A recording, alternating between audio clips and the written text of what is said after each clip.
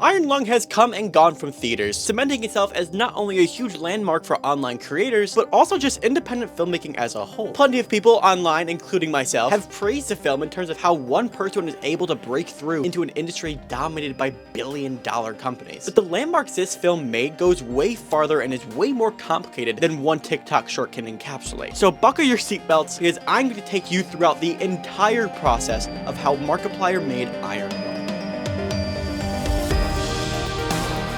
Development on this movie started literally as soon as Markiplier finished playing the video game Iron Lung all the way back in May of 2022. It wasn't the game was so groundbreaking that he couldn't help but want to take that IP and turn it into a feature film franchise. But in actuality, Mark was just already kind of on the prowl looking for something to make a feature film out of, and this video game just seemed like the perfect fit. It took place on a submarine, there's just one actor. It was definitely going to be complicated, but with that said, it was also going to be cheap, at least compared to other sci-fi movies. So Markiplier reached out to the developer of the game, David Szymanski, asked for his permission, David said go for it, and Mark was off to the races. Although Mark did write, produce, edit, star, and direct this movie, he still needed a lot of help when it came to the set design and makeup, and all the other art forms a movie needs to be made. And although typically you would go out to hire a producer that has all these contacts that could get attached to the film, from things like In Space with Markiplier or A Heist with Markiplier, he already had those contacts. Contacts that knew that not only did they enjoy working with Mark, they also knew they were going to be financially compensated quite well. So although it was more money out of Markiplier's pocket, this guy really does not care how much it costs as long as the people do good work and are having a good time doing it. But when Mark was doing all of this, he still had to write the thing. Markiplier would later go on to admit that this part of the process is kind of like what he could use the most work on, and I don't necessarily disagree with him. He wrote A Heist with Markiplier and In Space with Markiplier, but the way those projects flow is very different when compared to a traditional feature film, so it would make sense that out of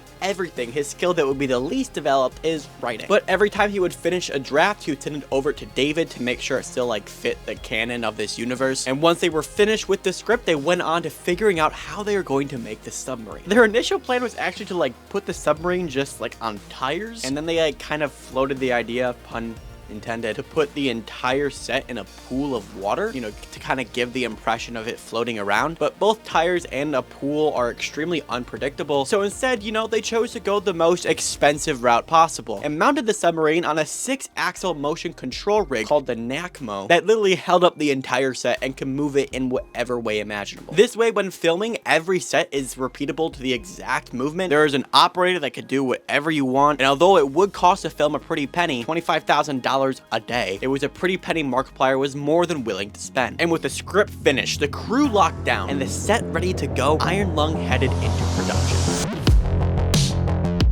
Production on Iron Lung lasted 35 days, and unlike most films, they actually had to shoot this movie chronologically. Most movies shoot all over the place in terms of continuity, whether that be because they could only rent one location for a certain amount of time, or they have to adjust the schedule due to a certain actor's availability, but those are both non-factors for this film, considering that, well, there's just one location and one actor. However, the real reason they had to shoot this film chronologically was because they only had one set, and that set needed to change. They had to cut into the submarine, they had to make it waterproof. All these irreparable changes that the script required, all these irreversible changes to the set so that they could like achieve certain effects that were needed later on in the film. But every day on set, Mark would have breakfast ready for his entire crew, and they would begin their 12-hour days. Markiplier would go into the room with him and like the cinematographer and the AD. They had a tiny little 3D printed submarine and a tiny little 3D printed Markiplier. Figure out what shots they were going to do that day, and then once they figured it out, they would go to set, would load Mark and all necessary crew into the submarine, lock it up, throw it up on the NACMO, and would start their day. But something particularly special happened due to the film's chronological shooting schedule, and that had to do with the stunts in the movie. Mark did a lot of the stunts himself, like everything else in the movie, but there were stuntman and a stunt team on standby for certain scenes that required a little bit more intense movement. So there was just one scene in particular where Mark's character gets flown to the back of the submarine, but it was pretty complex, so the stuntman and stunt team told Mark to let the stunt guy do it first, getting coverage from like the back of Markiplier's head so you wouldn't see the guy's face, and so this way Markiplier would know exactly what he needed to do not to hurt himself, and you know, whether or not he could do it in the first place. But considering this is Markiplier and he wants to do everything, he saw what the stuntman did and was like, oh yeah, I can do that. He couldn't. Markiplier got strapped in all the harnesses, sent it with everything he had, got flown back to the submarine, and hurt his back so badly he literally thought he broke a rib. Now, this would usually be detrimental for a film, but considering they were shooting it chronologically, it would make sense for the character flashers back to her after being flown back to the submarine. So if you really think about it, Markiplier was just taking an extremely method approach to all of this. Anyways, Markiplier would go on to talk about how the biggest problem he had during the production of this film was making room for like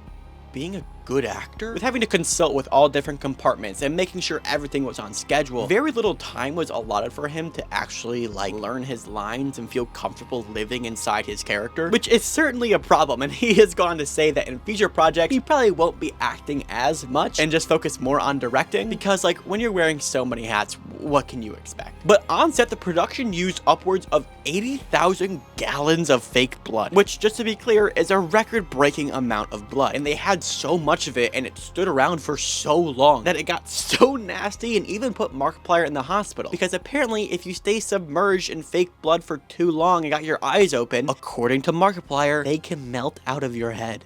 Yeah, so that's terrifying. But as I said, production on Iron Lung lasted 35 days. They would have to go back for pickups during the post-production process, but honestly, that was the least of Markiplier's problems. Iron Lung was shot in spring of 2023. Now, if you do that math, that meant that the post-production process on this movie took nearly 3 years. And the reason that was the case was because Markiplier did it all. No, I see where I'm losing you. You may have misheard me. He did all of it. Besides the sound mix and stuff, that was left to like the actual professionals, because that is easily the most difficult part of the post-production process that nobody talks about. While doing his YouTube videos and Distractable podcast and clothing company Cloak, he would literally only use his weekends to edit the movie, because according to him, that's the only time nobody would bother. He had originally hired a VFX company to do all the CGI effects, but after he received a couple drafts of what they were working on, it just wasn't sitting right with him, and he figured it would be easier and also cheaper, because all these drafts cost a lot of money, if he just did it himself, because this is Markiplier we're talking about. And although he actually interned over at Corridor Digital, the VFX house / YouTube channel, and also had a lot of experience doing things like In Space with Markiplier, the VFX required in this movie is something unlike anything he has done before. He literally renovated his bathroom to become a server space. He went on eBay and Facebook Marketplace, anywhere he could find, and spent 6 months hunting and buying as many servers and tools as he could muster, and made his own render farm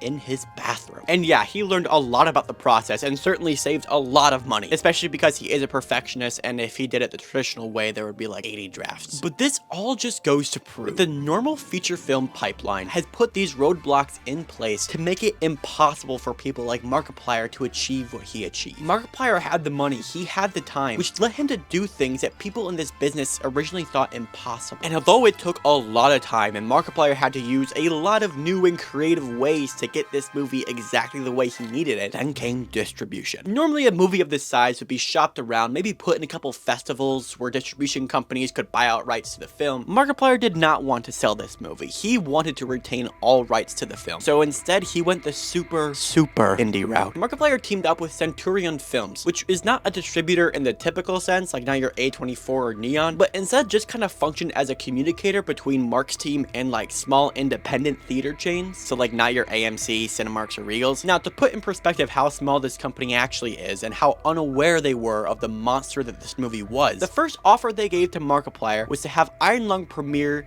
in 3 theaters. Now, Markiplier essentially took the Centurion Films people over to the side and was like, listen, you've got no idea the type of audience you're messing with. There will be riots in the streets if this movie only premieres in 3 theaters. Now, Markiplier didn't exactly like say that, but he did tell them 3 wasn't going to work. So on the day tickets were released, Iron Lung was set to premiere in 60 theaters nationwide, and they all sold out instantly. So Centurion Films noticed the demand and then continued to reach out to theaters one by one, and more theaters began to agree to show the movie. And because of that, other theaters saw these theaters making so much money and wanted to get in on the action, and literally within hours of tickets being released to only 60 theaters, hundreds of theaters were showing, and it was a clusterfuck. People did not know to reach out to Centurion Films. Independent theater chains were reaching out to Markiplier's DMs, writing in his subreddit, and because Centurion Films was so small, every theater had to be put in manually. Amy, Markiplier's wife, had a website going saying where Iron Lung was showing and had to put in every single individual theater in manually. And within literally a couple of days, Mark's super indie movie that originally was planned to only be shown in 3 theaters had so many theaters selling out instantly that both Regal, Cinemark, and AMC needed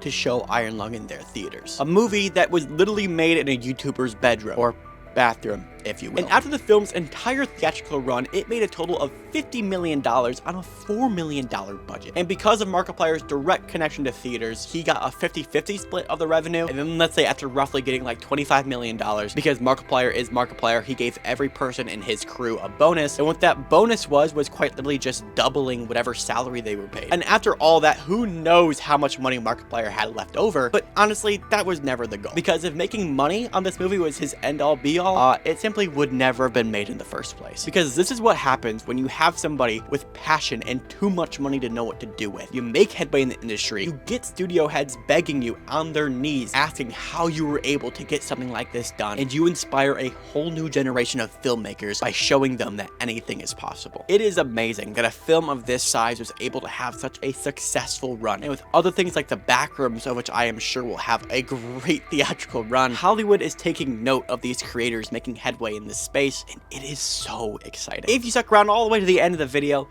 thank you. I have a lot of fun making long form content. It's what I've always really wanted to do. So if you liked the video, hit that subscribe button, turn on notifications. I do upload a lot of shorts because that's kind of my bread and butter. Yeah, like the video if you liked it.